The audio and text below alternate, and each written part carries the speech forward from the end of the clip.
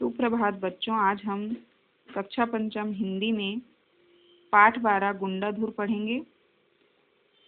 यह एक आदिवासी क्रांतिकारी की कहानी है जिसमें उनके अथक प्रयास और हमारे स्वतंत्रता संग्राम सेनानी के रूप में भी उनको बताया गया है कि किस प्रकार वो विद्रोह के नायक बने और उन्होंने बस्तर में विद्रोह किया था। और वह विद्रोह वैसे तो सफल नहीं हो पाया, किंतु वे एक महान क्रांतिकारी थे छत्तीसगढ़ के बस्तर क्षेत्र से संबंधित।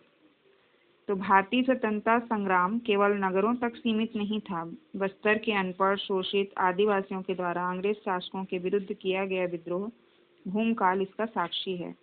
गुंडाधुर इस विद्रोह के नायक थे। आदिवासियों के स्वाभिमान के प्रतीक गुंडाधुर को न केवल बस्तर बल्कि संपूर्ण छत्तीसगढ़ में आज श्रद्धापूर्वक याद किया जाता है। उन्हीं क्रांतिकारी गुंडाधुर की बलिदान गाथा इस पाठ में हम पढ़ेंगे। छत्तीसगढ़ का दक्षिणी भाग बस्तर प्राकृतिक सुंदरता से भरपूर है।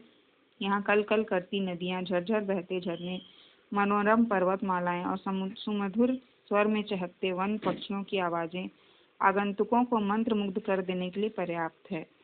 बस्तर के अपने भोले भाले आदिवासियों के निश्चल मुस्कान के लिए भी जाना जाता है। ये बड़े ही सरल, निष्कपट और ईमानदार होते हैं।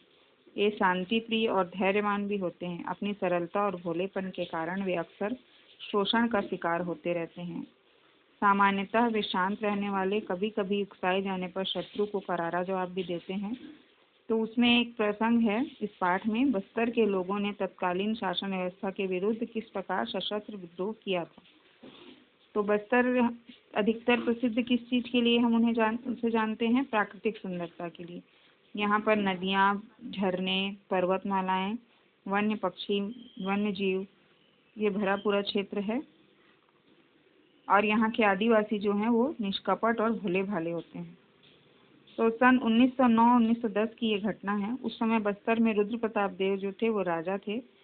यद्यपि वे 1903 में ही बालिग हो गए थे, पर ब्रिटिश शासन ने 1908 में उन्हें शासक घोषित किया और वहाँ अपना एक दीवान नियुक्त कर दिया था उस समय। यह दीवान था बैजनाथ पंडा, जो अंग्रेजों का पिट्ठू था। वह अपने बेतुके आदेशों से प्रजाजन की मुश्किलें बढ़ा देता था और उनका शोषण करता था। लोग उनसे बहुत परेशान थे। राज परिवार के लोगों से राजा के चाचा लाल कालिंद सिंह और राजा की सौतेली माँ सुवर्ण कुंवर जनता में काफी लोकप्रिय थे। वे भी अंग्रेजों के शोषण और दीवान बैजनाथ पंडा की कुटिल नीतियों से त्रस्त थे। तो ये राज परिवार के लोग थे जो सभी परेशान हो चुके थे। बैजनाथ पंडा थे जो कि अंग्रेजों का पिट्ठू था, यानी अंग्रेजों का गुलाम था और उन्हीं के आदेशों का पालन किया करता था और उन सब बस्तर वासियों को परेशान करता था, आदिवासियों को।